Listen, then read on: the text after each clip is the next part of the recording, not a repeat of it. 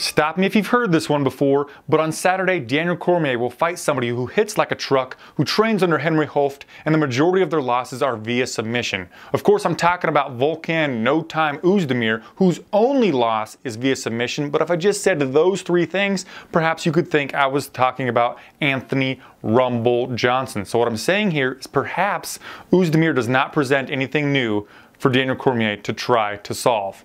My name is Flyin Brian J. This video is brought to you by MMAmania.com, Flyin Brian J. If you appreciate the content, please give the video a thumbs up.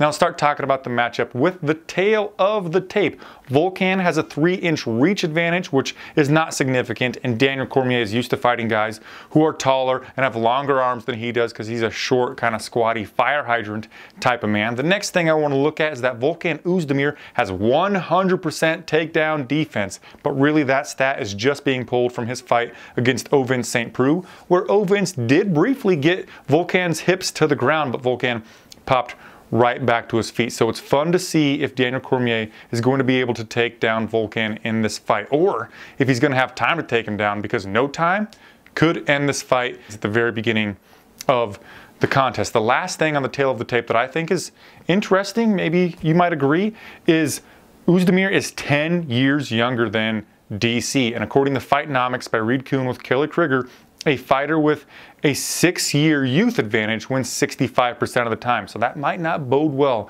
for DC. How does Oezdemir present anything different than Johnson did against Cormier?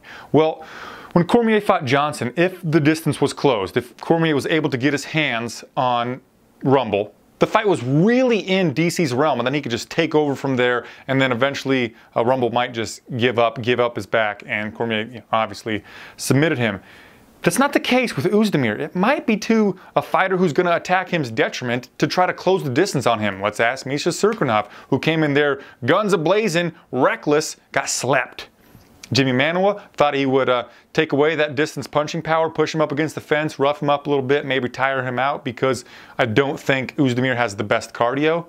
Nope, no dice. Uppercut in the clinch, left hook, slapped him. Oezdemir obviously has amazing power going backward. If he is leading the dance moving forward, he has really good high kicks, but I do think, despite how hard he hits, that he can't have that power for all that long. So what Cormier needs to do is survive the early minutes, just like he did against Rumble Johnson. Then he can take over this fight, because the only time we've seen Oezdemir go past the first minute in the UFC was against Ovince St. Preux, where in the third round, St. Preux really turned it on and hurt Oezdemir a little bit. You might say, well, Oezdemir took that fight on short notice, so he didn't have the cardio to really go up against somebody like Ovince St. Preux, but no.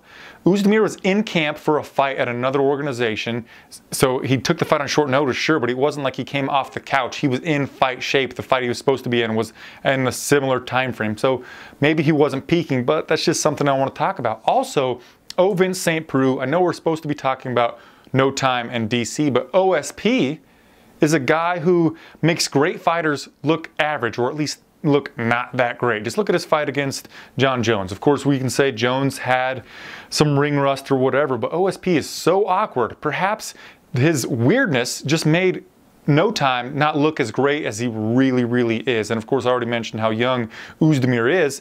He might be getting better by leaps and bounds all of the time, and we just don't see it because how little of time he spends in that octagon. Daniel Cormier, though, is a really intelligent fighter. He was putting on the perfect game plan against John Jones before catching that crazy huge head kick. And speaking of that head kick, how durable is Daniel Cormier? He took some huge punches from Anthony Johnson, got back up, and got the finish twice, of course. And when he got head kicked, which would make most people's head explode like a watermelon, I can only assume. It's like bro science. It sounds legitimate, right? But anyway, he took that head kick that was solid, flush from John Jones, and he still wasn't out cold. John Jones still had to get some ground and pound on him to get the TKO finish, or go down as a KO. Regardless, wow, DC is durable, but taking punishment like that can only stick with him for so long. He's aging. He's, what is he, 38 years old? He's almost 40 years old. He's taken a lot of punishment in his day. He had that brutal war with Alexander Gustafsson. He's had a war against Jones. He took a lot of shots against Johnson. He ate the huge kick from Jon Jones. So how much longer can Cormier survive huge punchers like he's going to face on Saturday night? I just don't know. What I do know is that the game plan for Cormier will probably be to do the low kicks on Oezdemir as Oezdemir maybe walks forward, or maybe he'll carefully walk Oezdemir down, attack that lead leg, take away the power from Oezdemir a little bit, rip hooks to the body like he does, and come in there with that lead hook. What Cormier should not do is try to fight in the clinch, like where he had his best success against Jon Jones, because of what I've already mentioned about Oezdemir. You clinch with this man, he could uppercut your head to the freaking moon. That's cliche, but it seems to be true. Like Oezdemir said, he has dynamite in his hand. So how does the matchup play out? I really think that after the first few minutes, Cormier will be able to get this fight to the canvas. He's going to slow Oezdemir down with those low kicks and body shots. He's the shorter guy. He's going to be able to get in on the body, but he's got to be careful closing the distance. Against Jon Jones, he didn't have to worry about closing the distance that much, except for the intercepting elbows or the oblique kicks from Jones, because Jones doesn't have crazy power in his hand. So Cormier could basically freely close the distance, and that's not going to be the case against Oezdemir. My gut here is saying that when Cormier tries to close the distance to get the takedown, to put this fight into his realm, and as Goldie would say, embrace the grind, he might get slept by Oezdemir, and that would just be terrible.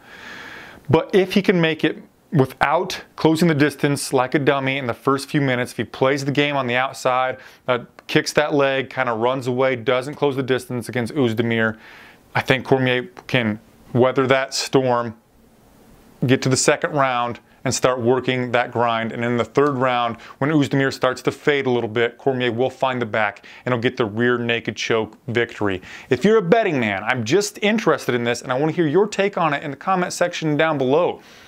Cormier is minus 140 something, you can tell me about it, inside the distance getting the victory, but submission, he's plus money at a decent clip, and KO or TKO, he's plus money there as well. I don't think he'll get that KO or TKO, but I think this fight happens one of two ways. Cormier gets the submission, late second, mid third round, or Oezdemir sleeps him. And Oezdemir via KO or TKO is something like plus 300. So what I'm thinking that I would do is play Cormier submission, Oezdemir KO or TKO, and I think that one of them is going to cash. If you put one unit on both, you're in the green, aren't you? I don't know. I'm asking you guys, the gambling crowd. Tell me about it. Let's talk about it in the comment section down below. And for the people who aren't gambling, I just want to know, who are you picking? Oezdemir to sleep him? Cormier to rear naked choke sleep him? Or do you think, you're crazy if you think this, but I don't think it's going to happen. But is this fight going to go to the judges? I want to hear from you in the comment section down below. Once again, please give the video a thumbs up. I'm sorry for the minimal technical breakdown of this fight, but it's just generally huge puncher, good takedown defense versus a well-rounded mixed martial artist that doesn't have that dynamic of a striking arsenal, but makes it serviceable so that he can get his wrestling game going in Daniel Cormier. It's a toss-up. Again, thanks guys for watching. I'll see you in my next video. Namaste.